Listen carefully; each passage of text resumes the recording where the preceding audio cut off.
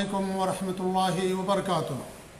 بسم اللہ الرحمن الرحیم، الحمدللہ رب العالمین، الرحمن الرحیم، مالک یوم الدین، واشہد ان لا الہ الا اللہ وحدہ لا شریک لہ، واشہد ان محمدا عبدہ ورسولہ، صلوات اللہ وسلامہ علیہ وعلی آلہ وعلی اصحابہ ومن اہتدی بہدیہ واستنى بسنتہ الی یوم الدین۔ اما بعد، معزز و مکرم و محترم ناظرین و مشاہدین و مشاہدات، سامعین و سامعات، ہر سنڈے، ہر اتوار کو آپ کے سامنے اللہ کے رسول صلی اللہ علیہ وسلم کی پیاری پیاری مبارک اور اہم وصیتیں آپ کے سامنے بیان کی جا رہی ہیں۔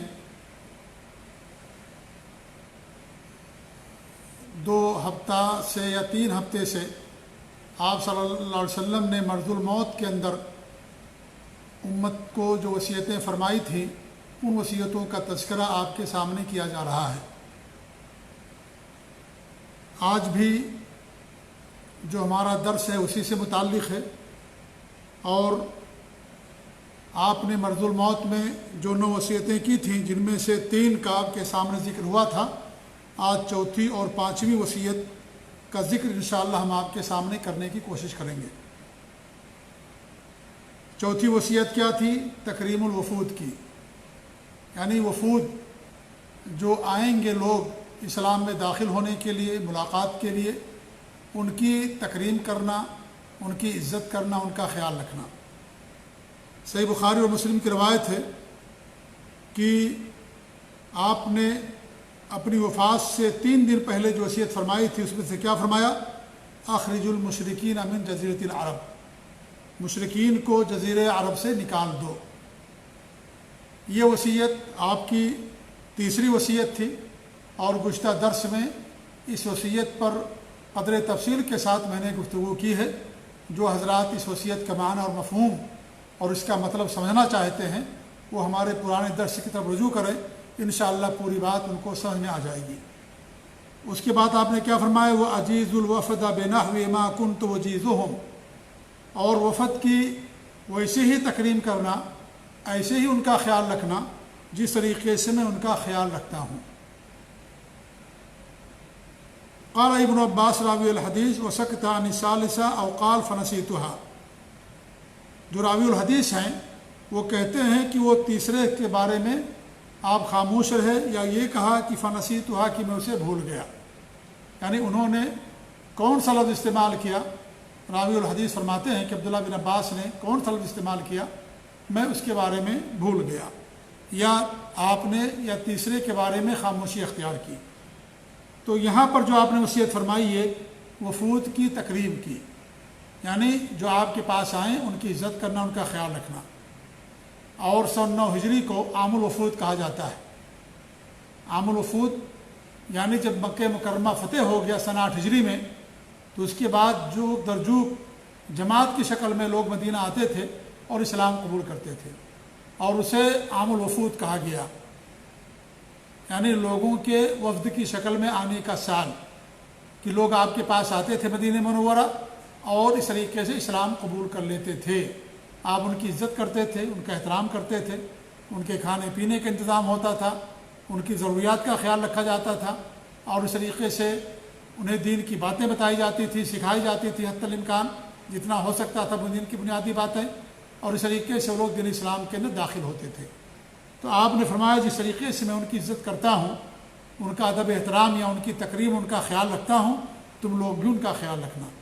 اور اسلام کے محاسن میں سے ہے، اور اسلام کا یہ اخلاق ہے کہ آپ کے ساتھ جو بھی آئے ملنے کے لیے، آپ اس کے ساتھ خندہ پیشانی سے ملیے، اور اچھے سے ملیے، اور ممکن حد تک ان کی خاطر تواضع کیجیے اور ان کا خیال رکھیے۔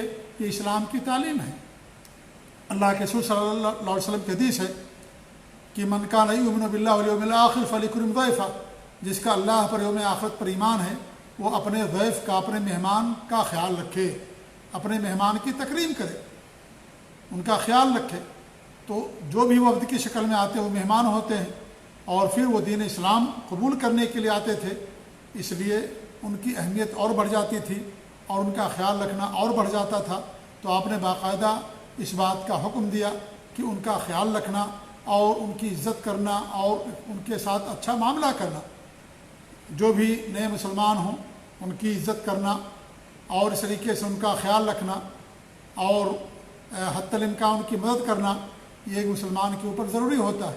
اور جو بھی ملنے کے لیے آپ سے آئے، چاہے مسلمان ہو یا غیر مسلم ہو، جو بھی وفد کی شکل میں آئے یا ایسے ہی آئے، تو اسلام نے ہمیں اس کی تعلیم دی ہے کہ ہم ان کا خیال رکھیں، ان کے ساتھ اچھے اخلاق سے پیش آئیں۔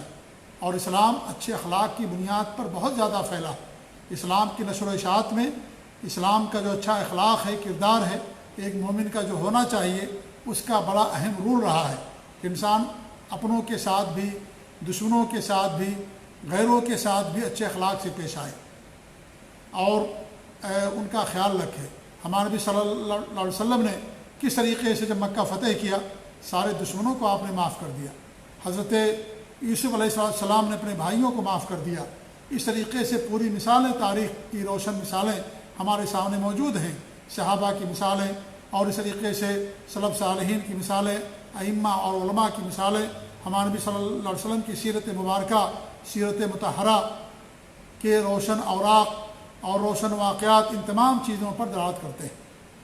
تو اسلام لوگوں کے ساتھ اچھے اخلاق سے پیش آنے کی تعلیم دیتا ہے۔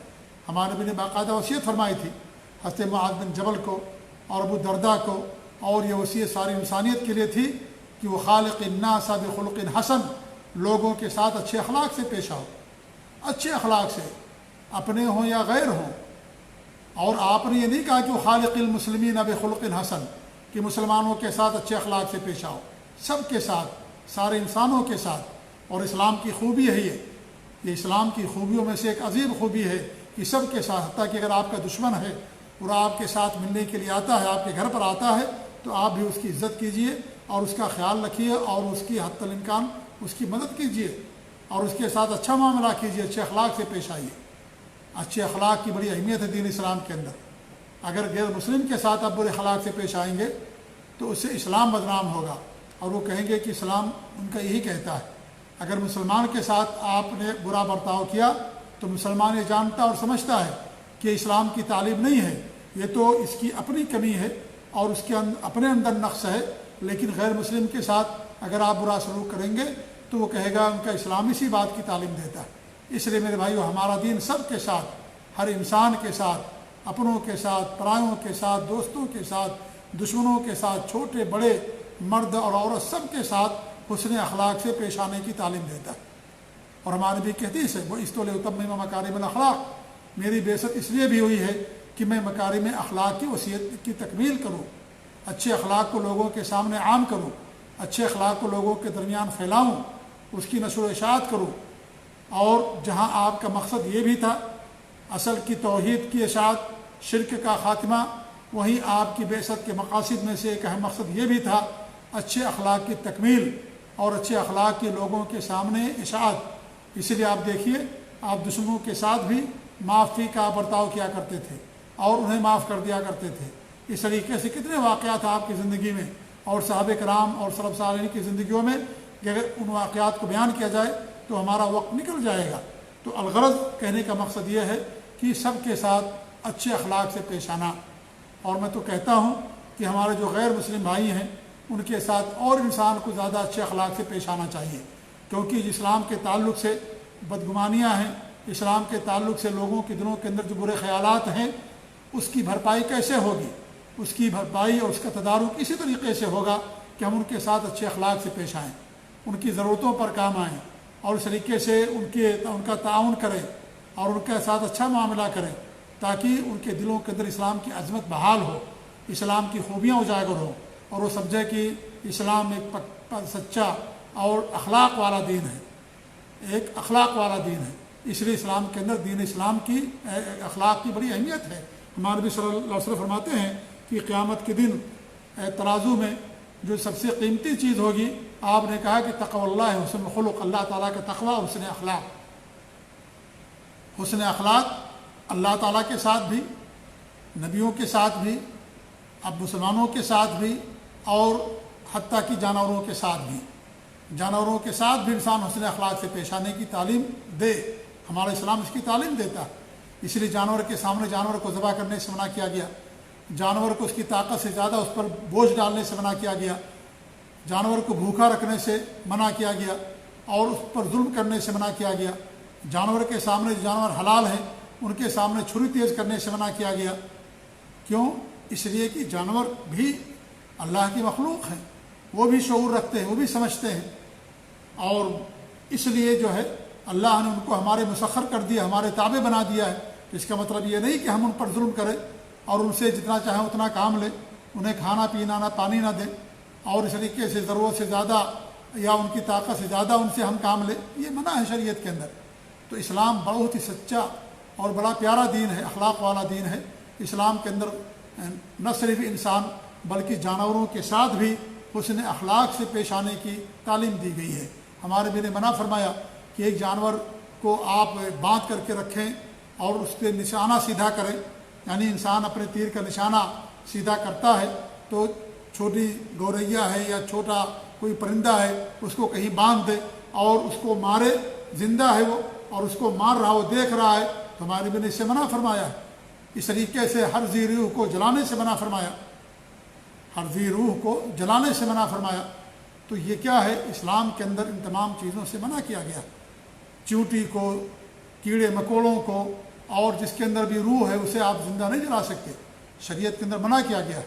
اور زندہ یہ آگ کا عذاب جو آگ کا مالک ہے رب العالمین وہی دے سکتا ہے، لہذا کسی جانور کو زندہ جلانا یہ شریعت کے اندر حرام ہے۔ تو جب جانور کو انسان زندہ نہیں جلا سکتا تو پھر انسانوں کو جلانا کس قدر یہ جلاد والا عمل ہوگا یہ، اور کس قدر یہ سخت عمل ہوگا، اور کس قدر اسلام کے اندر اس عمل سے نفرت رکھی گئی ہوگی، آپ اس بات سے اندازہ لگا سکتے ہیں۔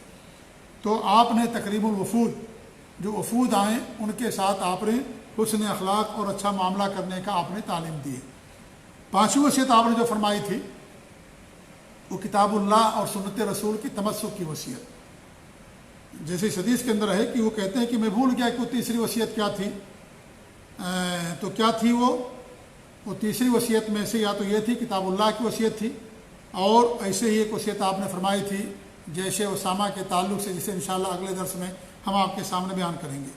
تو کتاب اللہ اور سنت رسول کو مضبوطی سے تھامنے کی وصیت، اور یہ وصیت آپ نے کئی بار فرمائی، کئی بار آپ نے فرمائی۔ حجۃ الوداع میں آپ نے فرمایا، اور جب آپ واپس ہو رہے تھے غدیر خم میں وہاں بھی آپ نے فرمایا، اور اس طریقے سے مرض الموت میں بھی آپ نے فرمایا، اور اللہ رب العالمین نے بار بار ہمیں اسی کو وصیت فرمائی ہے، یا ایھا الذین آمنوا اطیعوا اللہ واطیعوا الرسول، اے ایمان والو اللہ تعالیٰ کی اطاعت کرو، رسول کی اطاعت کرو۔ اور قرآن کی دیگر آیات میں اللہ رب العالمین نے جا بجا ہمیں اپنی اطاعت اور نبی کی اطاعت کرنے کا حکم دیا ہے۔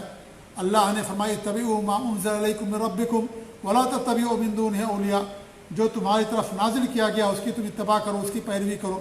اللہ نے جو نازل فرمایا ہے وہ کیا نازل کیا ہے؟ کتاب اللہ اور سنت رسول نازل فرمایا ہے۔ اس لیے اللہ رب العالمین نے بار بار قرآن مجید میں ہمیں اس بات کا حکم دیا ہے کہ ہم کتاب اللہ اور سنت رسول پر پابندی کے ساتھ جم جائیں۔ وَاعْتَصِمُوا بِحَبْلِ اللَّهِ جَمِيعًا وَلَا تَفَرَّقُوا، اللہ کی رسی کو مضبوطی کے ساتھ تھام لو اور آپس میں اختلاف نہ کرو۔ اللہ کی رسی کیا ہے؟ کتاب و سنت، یہ دین، جس دین کو اللہ نے قرآن و سنت کے اندر محفوظ کر دیا ہے، محشور کر دیا ہے، اس دین کو پر عمل کرنے کی وصیت اور اس کا حکم اللہ رب العالمین نے قرآن مجید کے اندر جا بجا ہمیں اس کی تعلیم دی ہے۔ نبی کی اطاعت کرنے کا حکم دیا، کہا نبی کی اطاعت اللہ تعالیٰ کی اطاعت ہے، جسے نبی کی اطاعت کی، رسول کی اطاعت کی، اس نے اللہ رب العالمین کی اطاعت کی۔ فَلَا وَرَبِّكَ لَا يُؤْمِنُونَ حَتَّىٰ يُحَكِّمُوكَ فِي مَا شَجَرَ بَيْنَهُمْ، تیرے رب کی قسم ہے وہ لوگ مومن نہیں ہو سکتے جب تک کہ وہ تجھے اپنا حکم نہ بنا لیں اپنے آپسی اختلافات میں۔ اللہ نے ہمیں اس بات کا حکم دیا، وَمَا كَانَ لِمُؤْمِنٍ وَلَا مُؤْمِنَةٍ اذا قضى الله ورسوله امرا ان يكون لهم الخيرة من امرهم، کہ کسی مومن مرد اور مومنہ عورت کے لیے یہ زیب نہیں دیتا ہے کہ انہیں اختیار ہو جب اللہ اور اس کے رسول کسی چیز کا فیصلہ کر دیں، اس کا ماننا ضروری ہے۔ اختیار نہیں ہے کہ آپ کی مرضی تو مانیں، مرضی ہو تو نہ مانیں، ایسا نہیں۔ اللہ کا فیصلہ، اس کے نبی کا فیصلہ آ گیا، اس کا ماننا انسان کے لیے ضروری ہے۔ اللہ کا فیصلہ نبی کا فیصلہ ہے، نبی کا فیصلہ اللہ رب العالمین کا فیصلہ۔ قرآن میں جو فیصلے کیے گئے وہ گویا کہ حدیث کے اندر بھی کیے گئے، گویا کہ نبی کے فیصلے ہیں، اور نبی نے جو فیصلہ سنایا وہ اللہ تعالیٰ کا فیصلہ، کیونکہ نبی اپنی طرف سے کچھ نہیں کہتے، وہی کہتے ہیں جو اللہ رب العالمین کی طرف سے نازل ہوتا ہے۔ وما ينطق عن الهوى ان هو الا وحی یوحى، آپ اپنی طرف سے کچھ نہیں کہتے، وہی کہتے ہیں جو اللہ رب العالمین کی طرف سے وہی آتی ہے۔ تو حدیث بھی وہی ہے، یہ بھی اللہ رب العالمین کی طرف سے نازل کی ہوئی چیز ہے، یہ اللہ نے اسے بھی نازل کیا ہے۔ جیسے قرآن نازل ہوتا تھا ایسے حدیثوں کو بھی اللہ رب العالمین ہمارے نبی پر نازل فرماتا تھا۔ دونوں اللہ کی طرف سے نازل کردہ چیزیں ہیں، دونوں پر ماننا اور عمل کرنا اور ایمان لانا ضروری ہے۔ تو کتاب اللہ اور سنت رسول کی وصیت ہمارے نبی نے فرمائی۔ اللہ کے رسول نے فرمایا ترکت فیکم امرین لن تضلوا ما ان تمسکتم بہما کتاب اللہ و سنتی، تمہارے درمیان میں دو چیزیں چھوڑ کر کے جا رہا ہوں، جب تک ان دونوں کو مضبوطی سے تھامے رہو گے گمراہ نہیں ہوگے۔ وہ کون سی دونوں چیزیں؟ کتاب اللہ اور میری سنت ہے۔ آپ کی بار بار یہ وصیت آپ نے فرمائی، قرآن میں اللہ نے اسی وصیت کو بار بار فرمایا اور اسی بات کی تلقین کی، اسی بات کا میں حکم دیا، ائمہ کرام نے اسی بات کا حکم دیا، صحابہ نے، سلف صالحین نے اسی بات کا حکم دیا کہ کتاب اللہ اور سنت رسول کے اندر جو چیز آ جائے اسے مضبوطی کے ساتھ تھام لو۔ ائمہ کرام فرماتے ہیں کہ اذا صح الحدیث فهو مذہبی، صحیح حدیث ہمارا مذہب ہے، میری بات اگر کتاب اللہ سنت رسول کے خلاف ہو میری بات کو دیواروں پر مار دو۔ اس لیے ائمہ کرام خاص طور سے جو ائمہ اربعہ ہیں، جب ان سے کوئی فتویٰ ہوتا، کوئی بات ہوتی اور انہیں کوئی حدیث پہنچتی، وہ پرانی بات کو چھوڑ دیتے تھے اور حدیث کے مطابق وہ فیصلے کیا کرتے تھے اور اس حدیث پر عمل کرتے تھے اور اس کے مطابق وہ فتویٰ دیا کرتے تھے، پرانی بات کو چھوڑ دیتے تھے۔ کتنے مسائل میں امام ابو حنیفہ رحمۃ اللہ نے رجوع کر لیا، امام مالک نے کتنے مسائل میں رجوع کر لیا، ان مسائل کو چھوڑ دیا، ان کے پاس حدیث نہیں تھی، اجتہاد کیا، جب انہیں حدیث ملی کہ اس کو چھوڑ دیا۔ امام احمد بن حنبل، امام شافعی کا دو مسلک ہے، ایک پرانا اور ایک نیا۔ پرانا مسلک کو انہوں نے چھوڑ دیا اور نئے مسلک مذہب جدید اور مذہب قدیم کی باقاعدہ اصطلاح ہے۔ امام احمد بن حنبل رحمۃ اللہ علیہ کے کتنے اقوال ملیں گے ایک مسئلے کے اندر۔ تو ایسا نہیں کہ اختلاف کی بات ہے، یہ ایسا ہے کہ انہیں جب حدیث ملتی تھی پرانی بات کو چھوڑ دیتے تھے، لیکن لوگوں نے ان کی باتوں کو نقل کر دیا، ان کی باتوں کو بیان کر دیا۔ تو اس طریقے سے یہی تعلیم ہے، کیونکہ یہی دو چیزیں اللہ نے آسمان سے اتاری ہیں، یہی دو چیزیں حجت ہیں، انہی پر عمل کرنا ہمارے لیے ضروری ہے اور اسی پر عمل کرنے میں انسان کے لیے نجات ہے۔ لیکن یہ بات یاد رہے کہ ان دونوں چیزوں پر عمل کرنے میں ایک شرط ہے، اور وہ شرط یہ ہے کہ ان دونوں کے اوپر عمل کرنے میں سلف صالحین کے فہم کے مطابق اور عقیدے کے مطابق اور منہج کے مطابق اس پر عمل کرنا، یہ بات بہت ضروری ہے۔ اس بات کا جاننا، اس بات کی قید لگانا کہ کتاب اللہ اور سنت رسول کو سلف صالحین کے فہم اور عقیدے کے مطابق سمجھنا ہے۔ انسان اپنی فہم کے مطابق نہیں سمجھے گا کہ جیسا چاہے اس کا معنی بیان کرے۔ حضرت عبداللہ بن مسعود رضی اللہ عنہ فرماتے ہیں کہ اللہ نے قرآن کریم کے اندر کیا فرمایا؟ الذین یتلونہ حق تلاوتہ، جو کتاب اللہ کی تلاوت کرتے ہیں جیسا کہ اس کی تلاوت کا حق ہے۔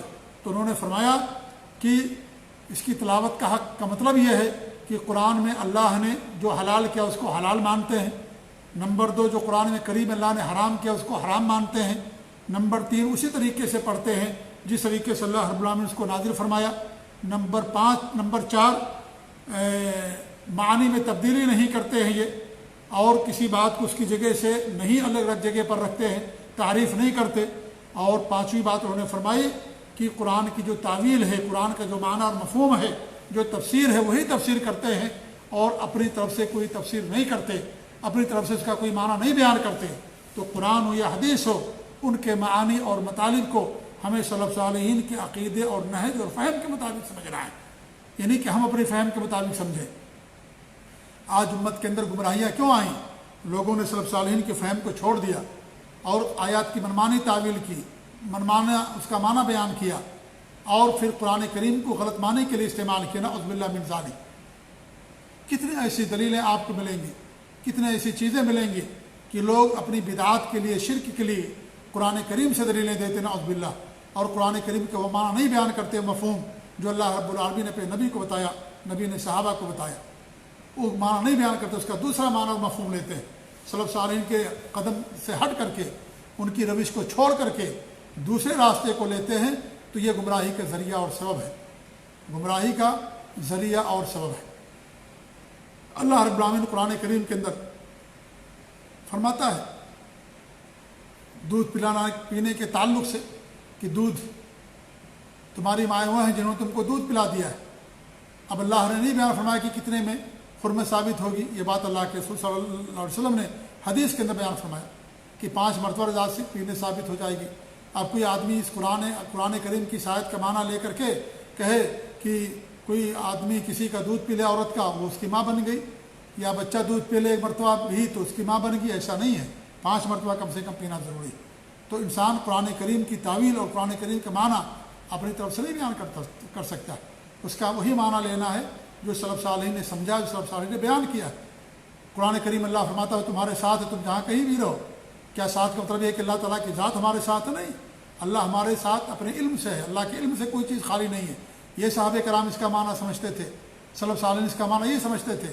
بعد میں لوگوں نے اسی آیت کو اللہ تعالیٰ کی وحدت الوجود کی دلیل لے لی کہ اللہ تعالیٰ ہر جگہ موجود ہے نعوذ باللہ، اور قرآن کی اسی آیت کو کوٹ کرتے ہیں کہ اللہ تعالیٰ تمہارے ساتھ ہے، گویا کہ اللہ تعالیٰ ہر جگہ ہے، نعوذ باللہ من ذالک۔ تو قرآن کریم کے معنی کو سمجھنے کے لیے سلف صالحین کے فہم کو چھوڑ دیا، گمراہ ہو گئے، کفری عقیدے کے اندر پڑ گئے، شرکیہ عقیدے کے اندر گرفتار ہو گئے۔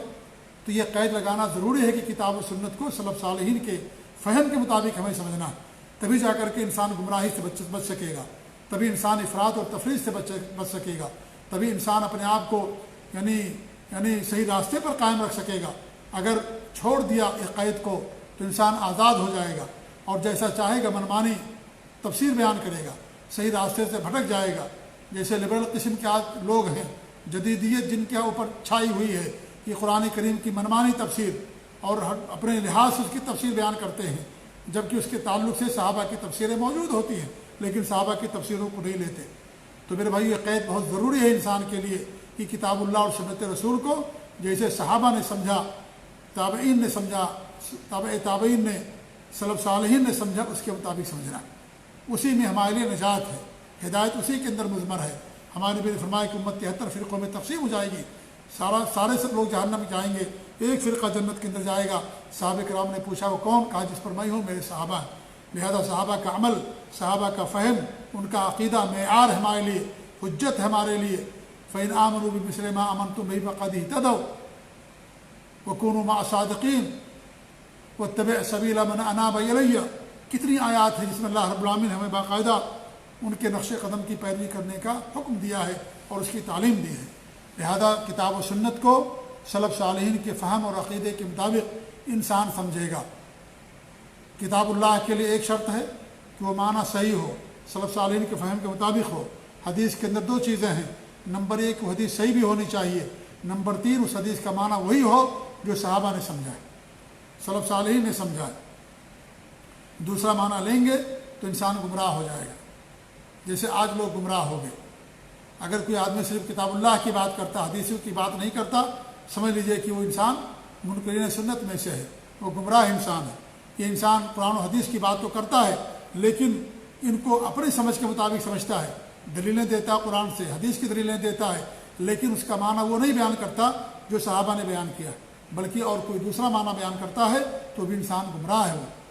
کیونکہ کتاب اللہ اور سنت رسول کو سلف صالحین کے فہم اور عقیدے کے مطابق انسان کو سمجھنا اور ضروری ہے، تبھی جا کر کے انسان کو نجات ملے گی، تبھی انسان صحیح راستے پر ہوگا، تبھی انسان اللہ کی پکڑ سے، اللہ تعالیٰ کے عذاب سے اپنے آپ کو بچا سکے گا۔ تو آپ نے مرض الموت میں یہ بھی وصیت فرمائی تھی کہ جو وفود آئیں گے ان کا خیال رکھنا، اور نمبر 5 کتاب اللہ اور سنت رسول کو مضبوطی کے ساتھ تھام لینے کی وصیت، مضبوطی کے ساتھ پکڑ لینے کی وصیت۔ علیکم بسنتی و سنت الخلفاء الراشدین المہدیین عضوا علیہا بالنواجذ، میری سنتوں کو لازم پکڑو، خلفاء راشدین کی سنتوں کو لازم پکڑو، مضبوطی کے ساتھ تھام لو۔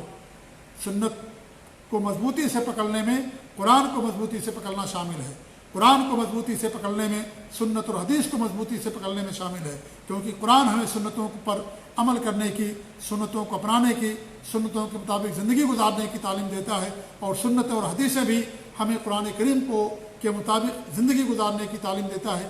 لہذا دونوں لازم ملزوم ہیں، اور ایک میں اگر حکم ہے تو گویا کہ دوسرے کے اندر ہے، اور اگر ایک کسی چیز کا حکم دیتا ہے تو گویا کہ دوسرا بھی ہمیں اسی بات کی تعلیم دیتا ہے اور اسی بات کا حکم دیتا ہے۔ تو یہ 5 وصیتیں ہو گئیں جو آپ نے مرض الموت کے اندر فرمائی تھی، باقی اور 9 وصیتیں ہیں، انشاءاللہ آنے والے دنوں کے اندر ہم انہیں بیان کرنے کی کوشش کریں گے۔ اللہ تعالیٰ سے دعا ہے کہ اللہ رب العالمین ہمیں ان تمام وصیتوں پر عمل کرنے کی توفیق دے، آمین رب العالمین۔ وجزاکم اللہ خیر، والسلام علیکم ورحمۃ اللہ وبرکاتہ۔